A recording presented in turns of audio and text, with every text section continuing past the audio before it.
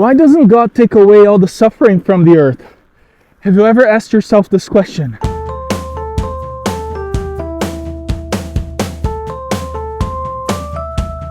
Hello guys, this is Victor Costa and I'm inviting you for another Bike&Bible.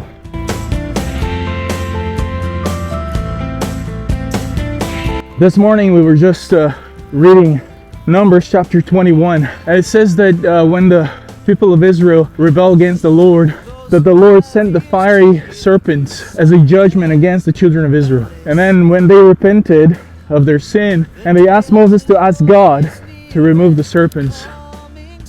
But God didn't do that. God did not remove the snakes. So what God told Moses to do was to build an image of a snake made of bronze and to hang it on a pole, on a wooden pole, so that when they would look at the bronze serpent, they would be healed. But God did not remove the serpents. God did not remove the consequences of their sin. And this is significant because in John 3 we have the famous conversation between Jesus and Nicodemus. And one of the things that Jesus told Nicodemus was that just as Moses had lifted up the serpent of bronze in the desert, that it would be necessary that the Son of Man would be lifted up, so that those who would look at him and believe would have eternal life. So suffering and pain, diseases and wars, those are all consequences of sin. And God is not going to remove them until the age to come.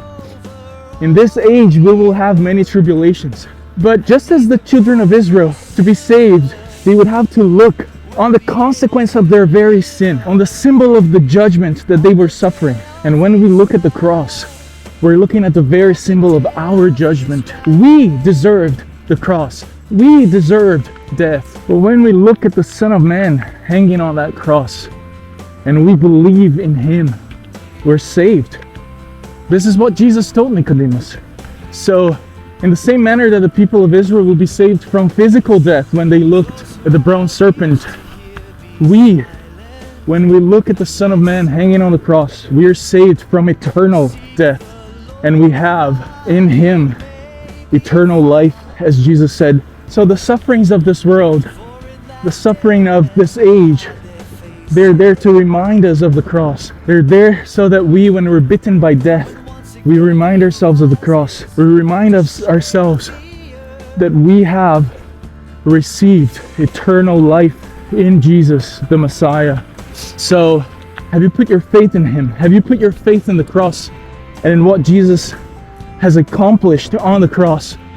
So let me invite you to behold the man on the cross today, to believe in him, to put your faith in him and receive eternal life. I hope this video will bless you. Maranatha.